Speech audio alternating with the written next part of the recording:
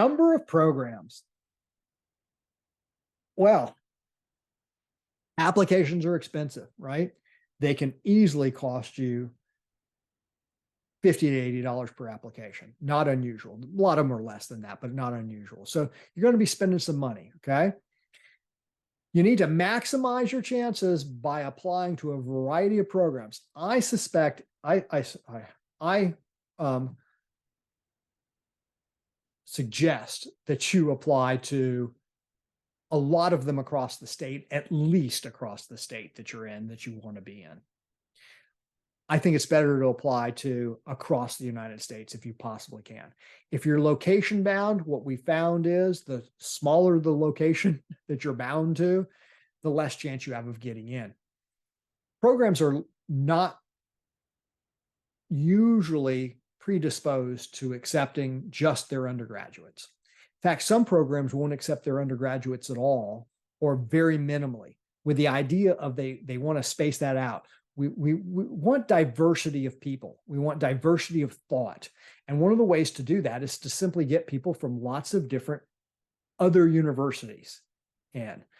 And so, if you are, at, for example, I'll use SMU as an example again. Well, that we have taken undergrads from SMU, but there was usually very special cases where they were really unbelievably great. And then we want to pull from other places. So we pull from North Carolina, we pull from other places in Texas, we pull from, California, we've pulled from New York. Why? Because each one of those brings a different line of thinking in, a different kind of training in. It brings in diversity because you're bringing in from lots of different locations. So a lot of programs look at it that way. And so the more variety that you are looking at, space it out, the better it is for you. Okay. Better it is for the program too. Okay.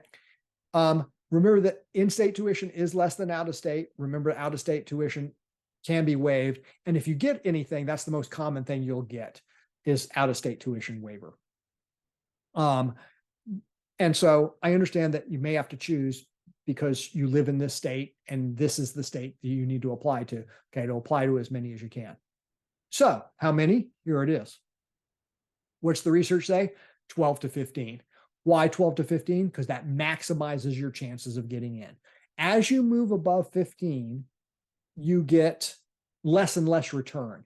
In other words, you can see big jumps from, if you apply to 1, you've only got a couple % chance of getting in. If you apply to 12 to 15, that can jump up to your chances being almost 50-50, even in a doctoral program. That's right. Even in a doctoral program, your chances jump way up. Now, again, a doctoral program, if you could apply to 100 of them, and if your GPA is a 3.0 and you've got a lower than average GRE, you aren't getting in. It's not happening. Okay. So you won't get into a doctoral program at that. But if you meet the kind of the basic requirements to do it, then you can jump up to about 50% chance of getting in somewhere if you apply to up to 15 programs.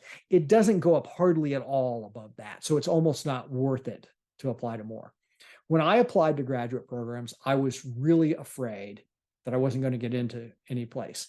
And people told me that I probably wouldn't, okay? Just because it was so hard to get into. And it was easier back, this was in the 80s. It was way easier to get in then than it is now.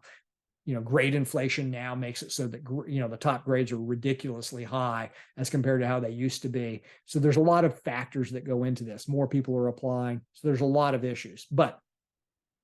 So I applied to 24 different university graduate programs, PhD programs.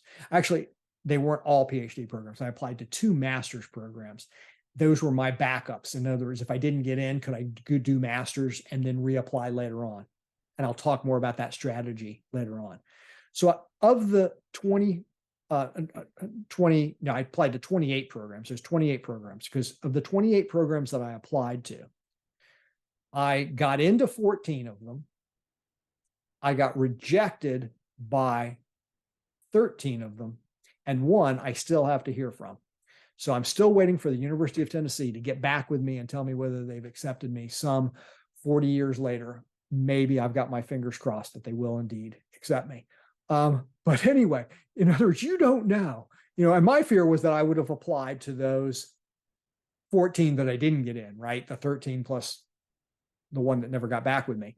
That would have been it. And then I would have been in trouble. Now, that probably wouldn't have been the case. I would have actually gotten in, because if I looked at my top group of schools that I got into a couple of my top choices. So, I would have gotten in, but that became the fear. But the reality is 12 to 15 is what you need to shoot for maximizing your chances for getting in. So choose those 12 or 15. Choose, a couple that are unbelievable, they're top notch.